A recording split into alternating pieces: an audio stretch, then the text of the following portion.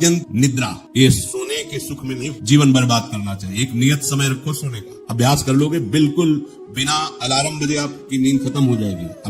अभ्यास बहुत बड़ी सामर्थ्य है, बहुत बड़ी। अगर नींद लेने का आपने अभ्यास बना लिया है तो ये आपके जीवन को नष्ट करने का बहुत बड़ा साधन बन। कुछ लोगों को सोने में सुख मिलता है कि सोते रहो या कमाने आए हो, बड़ी मुश्किल से पास बना है इस भारत भूमि में तुम्हारे जन्म हुआ, मनुष्य जीवन में कुछ दिन के बाद ये सब खींच लिया जाएगा। सोने में समय क्यों बर्बाद कर रहे हो? कमाओ, सत आचरण करो, समाज को सुख पहुंचाओ, नाम जप करो, बड़े बुजुर्गों को सुख पहुंचाओ, किसी को दुख ना पहुंचाओ। ये कमाई कर लो, कमाई करने आए हो, तुम्हारा कुछ नहीं, ये आना है न रहेगा होश में।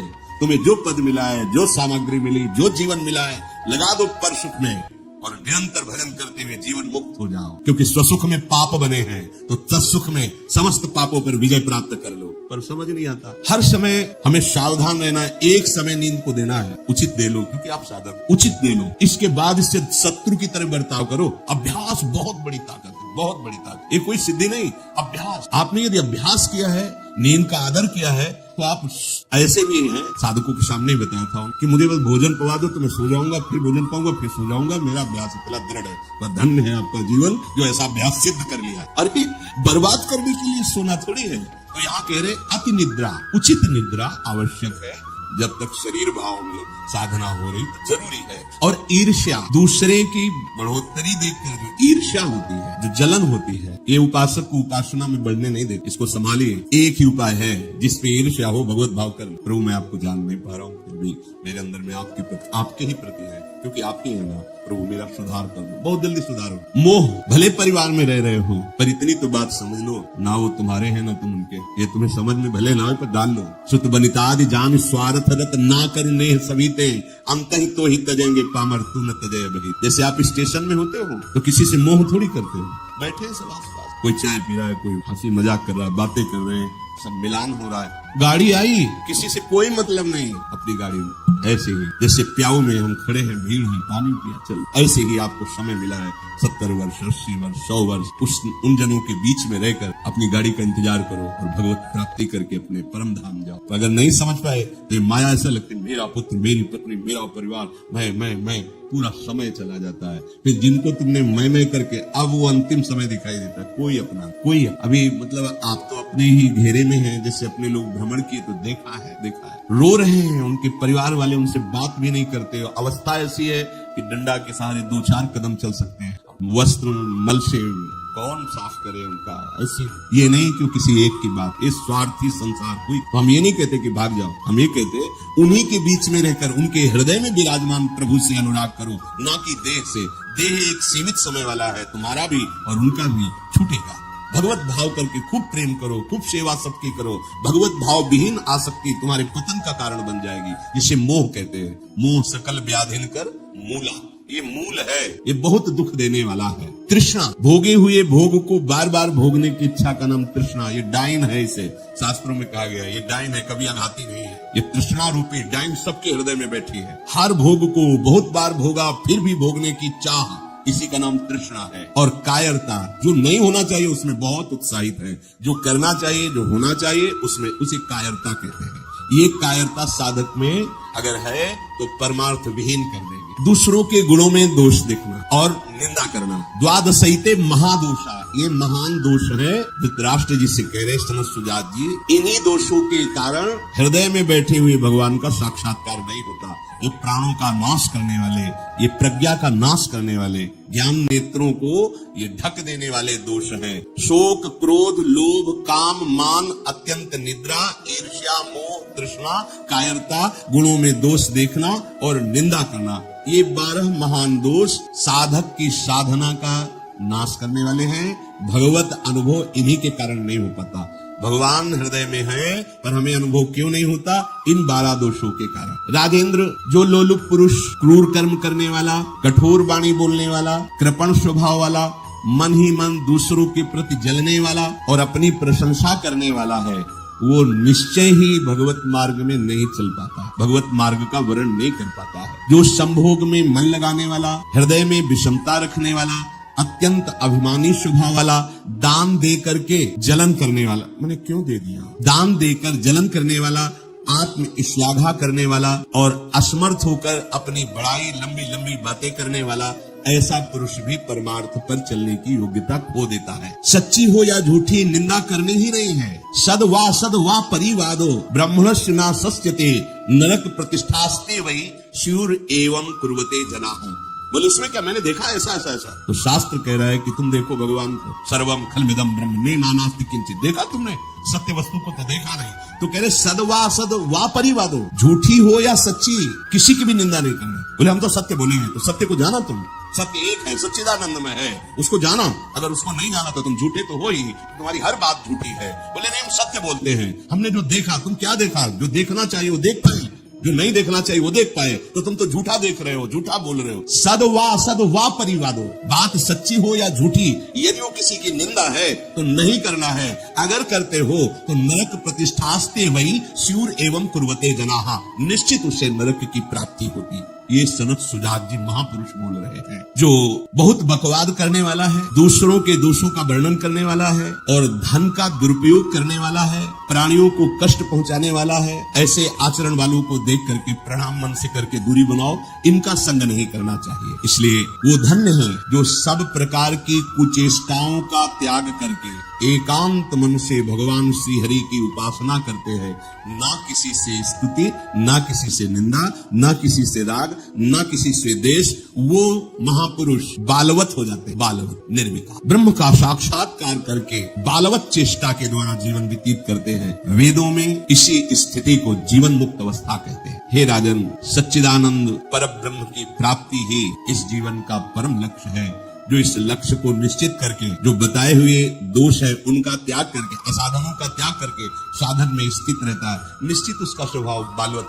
बड़े बड़े महापुरुषों को देखो, एकदम निर्विकार, बालवत चेष्टा, बोधवान होते हुए भी अबोधवत, जैसे बच्चा, न किसी से राग न किसी से द्वेष, खेल रहे। जीवन मुक्त महापुरुष कर्ता और भोक्ता भाव से रहित होते हैं, कोई भी दोष उनका स्पर्श नहीं करता, वो जगत मंगल करते हैं। वही स्थिति अपने को प्राप्त करने का समय दिया गया। दृढ़ स्थिति, प्रभाव नहीं, बहुत कृपा से ऐसी ऊंचाई पर आ गए। हाँ, इन द्वंद्वों का प्रवेश नहीं तो आप फिसलना नहीं, अब चूक नहीं, हर समय सावधान, सेवा सुमिरन सावधान, हर समय सावधान। एक सेकंड के लिए भी किसी इंद्रिय को छूट नहीं, धोखा पैदा कर देगी, भ्रम पैदा कर देगी, फिर पश्चाताप होगा। लोक चतुर्दश बहुविधि भटक्यो, स्वार्थ लगी मैं हरि बिसरायो।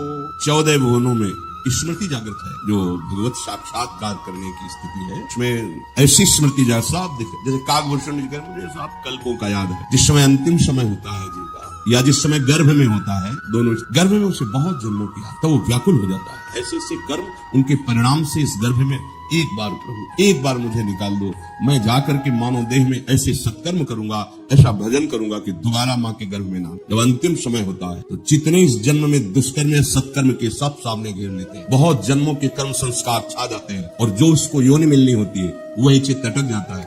बहुत सावधान, बहुत सावधान। कह रहे हरिराम व्यास जी, 14 लोकों में घूम कर मेरी स्मृति इस समय जागृत, 14 लोकों में घूमा हूँ, हर जगह सुख भोग की लालसा में हरि का विस्मरण ही होता रहा। हरि का स्मरण कब होता है? अखंड, जब लौकिक सुखों की भोगों की चाह खत्म हो जाती है। होगी कैसे? भगवान नाम जप। हरि का विस्मरण कब होता है? जब किसी के ने हरि विस्मरण कराया, हरि बिसरायो। करोड़ों ऐसे अपराध किए जन्म जन्मांतरों में, जिन्हें ब्रह्म हत्या कहे, पंच महापाप कहे गए। कैसी बुद्धि मलिन हो गई है कि इन पंच महापापों को हम मनोरंजन समझते हैं, सुख का साधन समझते हैं। मदिरा पीना, पर स्त्री गमन करना, द्वित कीड़ा, हिंसा, स्वर्ण चोरी, ये 5 महापाप है। बोले हम तो हिंसा नहीं करते, अगर मांस खाते हो तो हिंसक ही हो, वही दंड मिलेगा जो हिंसा करने वाले को मिला है। वैसे जैसे कोई गौ हत्या करता है और आप मांस खाते हैं, बिल्कुल वही हत्या आपको प्रताड़ित करेगी, आपको जलाएगी, आपका नाश करेगी। कोटि गाय ब्राह्मण मारे को ताप पाप उपजाए। ब्रह्म हत्या जैसा पाप लगता है। देखो कैसी मलिनता है। इसको हम आनंद समझते हैं, मनोरंजन समझते हैं। यह है भारी विपत्ति संपत्ति की। बहुत बहुत सा ऐसा धुआं उठा है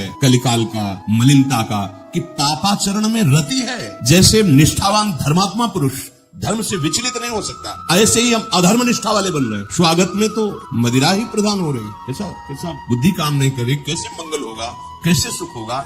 श्री शास्त्र के रचयिता भगवान स्वयं श्री कृष्ण द्वैपायन व्यास देव जी वो कह रहे, ये पंच महापाप है, ये ब्रह्म हत्या के समान है। कैसा मनोरंजन, मित्र मिले क्या स्वागत में मदिरा रखी जाए। और बहुत भाई धनी है, ऐश्वर्यवान मांस भक्षण और व्यभिचार, मनोरंजन के लिए द्वैत कीड़ा, दूसरों का धन अपहरण करना, हिंसा करना स्वभाव। क्या हो रहा है? बोले पाप ताप उपजायो भारी ताप। कल जो है किसी पूरी चमड़ी सड़ रही है, पूरी चिल्ला रही, पूरी चमड़ी उधल रही, खून रक्त मक्खियां भिनभिना रही। क्या हुआ? कर्म बिगड़ गया, मानव देह मिली, जीना मुश्किल है, प्रतिपल अब जब तक जिए तब तक वो चीखता रहेगा। अर्थ नहीं है औषधि के लिए, कोई पास नहीं जा रहा है। आप समझो, जब कर्म अपना दंड देना प्रारंभ करेगा तो कोई तुम्हारी रक्षा नहीं कर पाएगा।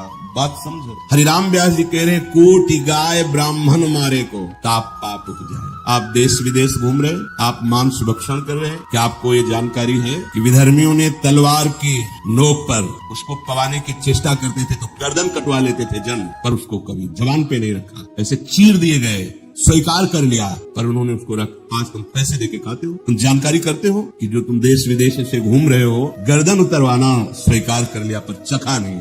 आज तुम्हारी बुद्धि इतनी भ्रष्ट है कि तुम पैसा देकर इसे खाते हो और अपने को मनुष्य, अपने को जो भी नाम दो कि हम ये सनातनी, हम ये धर्म में चलने वाले। आप क्या? सनातन भगवान का नाम है, भगवान का नाम सनातन है। तुम भगवान के हो तो भगवान की आज्ञा का पालन करो, तुम्हारे लिए जो बना हुआ आहार है उसे आप खाओ, धर्म पूर्वक चलो। महापाप हम हर्षित होकर करते हैं, बातें बड़ी बड़ी ज्ञान वैराग्य बड़ी उन्नति की बातें करते हैं और हमारे आचरण कैसे होते हैं। सुधार करो भाई, सुधार कर लो। अगर आपको ये मानव देह मिला है तो संभाल कर लो, नहीं कितनी योनियों में भटकना पड़ेगा अभी पता नहीं। अज्ञान के कारण लगता है देख लेंगे, कुछ नहीं। सावधान हो जाओ। यदि आप जिस पशु का मांस खाते हैं उसी पशु की हत्या का आपको पूर्ण दंड मिलेगा। यानी मैं खरीद लाता हूं, मैं कोई हत्या तो नहीं करता, आप पार है ना, वही पाप आपको लगे, वही करता प्रेरक अनुमोदन। आगे कह रहे, कबहू स्वपचु शरीर धरो में, चोरी बल उदर बढ़ायो, कबहू कविद्या बाद स्वाद लगी, ब्राह्मण हुए पुजवायो, हरि बिनु छीन ना कहूँ सुख पायो। कभी नीच प्रवृत्ति धारण करके, नीच योनि में जन्म लेकर के नाना प्रकार की चोरी कपट छल, बस कैसे पेट भरे। कभी बहुत विद्वान होकर के विद्या के अभिमान में तर्क विवाद करते हैं। प्रकांड पंडित थे, ये जहां भी जाते थे विजयश्री विद्वता से प्राप्त कर। तर्क जिभ्या में ऐसी प्रवीणता थी, कोई इनके सामने टिकता नहीं। तो वहां फिर नमस्कार पूजा सम्मान वावाही। कबहू विद्यावाद स्वाद लगी, ब्राह्मण हुए पुजवायो। जब कोई प्रणाम करता है, नमस्कार करता है, प्रशंसा करता है, अच्छा लगता है। वो अच्छा लगना देह भाव को पुष्ट करके भगवत विस्मृति के गर्त में गिरा देगा। कबहू करंक निशंक भयो, घर घर फिर जूठो खायो, कबहू का सिंहासन पर बैठो, छत्र चोर ढरवायो। कभी तो इतनी गरीबी देखी है, कभी किसी योनि में ये देखा कि राजा बन गया, छत्र चोर बड़ा वैभव, लेकिन उधर गरीबी में भूख से व्याकुल होकर भगवत स्मृति रहित जीवन गया। कभी इतना वैभव कि उसके अभिमान में प्रभु को भूलकर भटकता। ये ऐसी माया है कि जो जहां है उसी में आसक्त है। महाभारत में प्रसंग आता है, भगवान व्यास देव जी जा रहे थे तो एक नाली का कीड़ा निकलकर बड़ी तीव्र गति से मार्ग को लांघ रहा था। वह भाई इतनी रफ्तार से आप जा रहे हो, क्यों, क्या पीड़ा है तुम्हें? वो बोले उस साइड की नाली में मुझे जाना है और भयभीत हूँ। क्यों भयभीत? तुम्हें गाड़ी की आवाज नहीं सुनाई दे रही? बैलगाड़ी आ रही, वो हमारे ऊपर चढ़ेगी तो मैं मर जाऊंगा। भगवान व्यास देव जी सर्व भाषाओं का ज्ञान रखने वाले, उन्होंने कहा तुम्हें इस कीड़े शरीर से इतना प्यार है? अरे ये शरीर नष्ट होगा तो दूसरा शरीर मिल जाएगा। बोले आपको जो व्यास शरीर प्रिय है ना, ये उतना ही हमें कीड़े का शरीर प्रिय है। भगवान व्यास देव जी ने कहा बड़ी भगवान की चित्त माया है, हम तुम्हारा परम कल्याण करें। तुम एक बार मेरे कहने से रुक जाओ, अभी शरीर छूटेगा और तुम सुख को प्राप्त होगे, तुम्हें दुख नहीं मिलेगा शरीर छूटने के समय। स्तब्ध किया उसने, वो गाड़ी आई कुचल। उसका फिर चतुर्वर्ण में जन्म हुआ मनुष्य। वो जब नवयुवक हुआ तो अपने इन्हीं सब कार्यों में, चतुर्वर्ण के कार्य उसी में मगन गए। भगवान व्यास, बड़ा बड़ा प्रसंग है, मुझसे छोटा। भाई तुम कौन हो? अपना परिचय। मैं नहीं तुम्हें याद है? अब स्मृति जाग, हाँ मैं वही कीड़ा हूँ जो आप तो देखो तुम फंस गए ना फिर यहाँ। जैसे तुम्हें कीड़े का शरीर प्रिय था ऐसे तुम ये इस शरीर में नहीं, इसको भी छोड़ो। भगवान व्यास देव जी ने शरीर क्रम से वो प्रथम वर्ण में जब ऐसे राजा बना, तृतीय वर्ण, वो चवर डुलाए। तुम्हें याद है? हर वर्ण में उसका जन्म हुआ क्रम से। तुम्हें याद है? हाँ मैं चक्रवर्ती राजा हूँ, मेरा वैभव मुझे की स्मृति, नहीं नहीं, तब पूर्व, हाँ मैं नाली कीड़ा था, मैं ये भगवत स्मृति धारण करो, इसमें राग मत करो। वहां से जब प्रथम वर्ण में जन्मा, वो अपने कार्य में विद्वान होकर ऐसे वो पुरोहित, फिर भगवान व्यास जी, तुम्हें याद है शास्त्र याद है? नहीं, पूर्व स्मृति याद है, पूरी याद कर। हाँ, अब एकांत वन सेवन कर और मैं जो ब्रह्म विद्या का उपदेश कर रहा हूँ उसको धारण कर, तो परम पद को प्राप्त। उसमें दिखाया कि जिस शरीर में जीव जाता है उसी को ऐसा मानता है ये मेरा है, और मानो पहली बार मैं इस सृष्टि में आया हूँ, सब भूल जाता है और जो उसके सामने परिवार भोग, उसी में आसक्त होकर उसी का चिंतन करके ये बहुत काल से चल